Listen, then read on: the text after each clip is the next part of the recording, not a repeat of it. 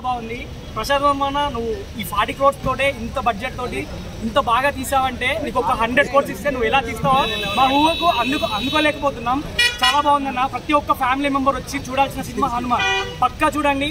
మీరు పెట్టిన 150 రూపీస్కి ఇంకో 100 పెడితే బాగుండు అనిపిస్తుంది తప్ప ₹1 కూడా తక్కువ పెట్టాము అనిపించదు. సినిమా చాలా అంటే చాలా బాగుంది. తేజ సజ్జన్న, ప్రశాంత్ వర్మ చాలా బాగా చేశారు. బీజేపీ కూడా చాలా బాగుంది మూవీ. అయితే ఒక్క మాట లాస్ట్ చెప్పాలనుకుంటున్నా, హనుమాన్ మూవీ ఇలాంటి మూవీకి ఒక నిజంగా ఒక పెద్ద హీరో ఉంటే ఈ సినిమా రేంజ్ ఇంకెక్కడికో వెళ్ళిపోయేది.